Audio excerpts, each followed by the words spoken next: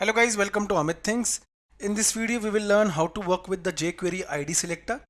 Okay, so the jQuery hash ID selector, I should say, it uses the ID attribute of an HTML tag to find the specific element. Okay, so this ID should be unique within a page.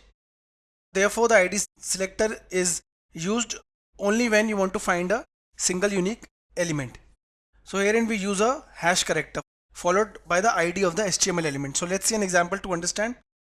Herein we have our demo3.html file. Within that we have our jQuery code also. I'll open it with Notepad++. You can also open it with Notepad. So herein you can see we have our HTML file. We added the title also. Okay. Within that we added the script tag and we are using the CDN for jQuery. Okay. Now we need to add the jQuery script here so that we can easily work around the ID select. Before that you can see under body tag we have our h1 heading and 3 p tags and a button also. So what we'll do, we will hide any one of these p tags on the click of this button using the ID selector. How? Let's begin. So at first I'll be using the document.ready. Within that I'll set button, that is on the click of a button, and that is the action. On click of a button it will hide a particular element with a specific ID.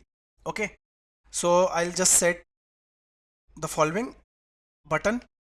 Okay, on the click of this button dot click function, okay, the following event will happen. So what will happen? It will hide it. Before that I need to mention the ID attribute of any of the p tags so that we can hide it. Let's say I'll set it for the following. ID is equal to, let's say I'll set it to demo. Okay, so I have set the ID attribute to demo. The following line will vanish after the click of a button. What I'll mention here, I'll use the ID selector. So within this I'll be adding the hash symbol and demo. This will refer to our element, that is the following, only the following, because its ID is demo. Okay, now I'll just type hide, that's it. Okay, so you need to just file and save it, and you need to remember that our line 2 will vanish, will hide after clicking the button. Let's run. I hope you know to run an HTML program you just need to double click so that our document displays on the web browser.